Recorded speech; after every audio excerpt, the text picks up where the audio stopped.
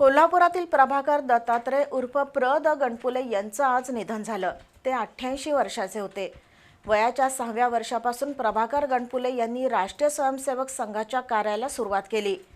शिस्त, प्रामाणिकपणा, देशप्रेम त्यांच्या नसानसात लहानपणापासूनच भिनलं होतं। महाविद्यालयीन जीवनापासून त्यांनी संघाच्या कार्यात स्वतःला झोकून दिलं।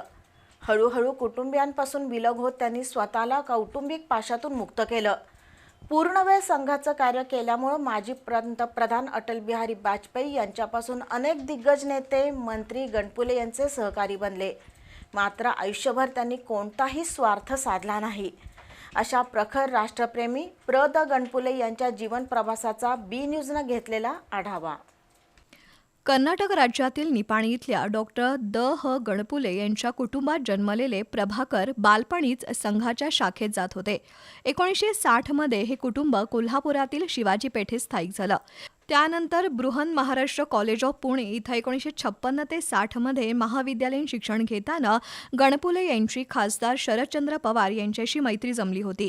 अखिल भारतीय विद्यार्थी परिषदेचे पुणे शहर प्रमुख म्हणून त्यांनी काम पाहिलं।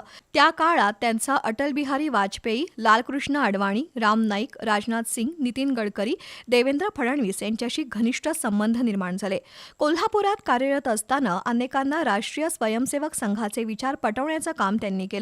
आणीबाणीच्या काळात त्यांना तुरुंगवास सोसावा लागला। त्या काळात जनसंघ आणि नंतर भाजप हा कोल्हापुरातील वांगी बोळापुरता मर्यादित असणारा पक्ष म्हणून द गणपुले आणि सुभाष वोरा यांची खिल्ली उडवली जायची। त्याकडे दुर्लक्ष करत गणपुले यांनी दैनंदिन शाखा वर्ग 13 ठिकाणी सुरू ठेवले। त्या माध्यमातून मुलांना सुसंस्कार, देशप्रेम आणि लाठीकाठीचं प्रशिक्षण दिलं जायचं। कालांतरानं त्यांनी कुटुंबापासून विभक्त होत 24 तास राष्ट्रीय स्वयंसेवक संघाचं काम सुरू ठेवलं। तसंच अश्विनी कुमार वनौषधी संस्था स्थापन केली। त्याबाबतचं शिबिर देखील ते चालवत होते। कालांतरानं त्यांनी हिंदू विचारांचं पंचानन हे साप्ताहिक सुरू केलं। पुढं त्याचं दैनिकात रूपांतर झालं। गावोगावी संघ प्रचारक म्हणून त्यांनी काम केलंय। राजबंदी म्हणून नुकताच त्यांचा शासनाच्या वतीनं सत्कार झाला। फेरीवाल्यांच्या पाठीशी उभं राहण्याची आणि शासनासोबत संघर्ष करण्याची भूमिका द गणपुले यांनी घेतली। फेरीवाल्यांचे ते आधारस्तंभ होते। आयुष्यभर तत्व, निष्ठा, प्रखर राष्ट्रभक्ती जोपासत अखंड ब्रह्मचर्याचं व्रत सांभाळणाऱ्या गणपुले यांना वैयक्तिक जीवनात कोणताच आधार नव्हता।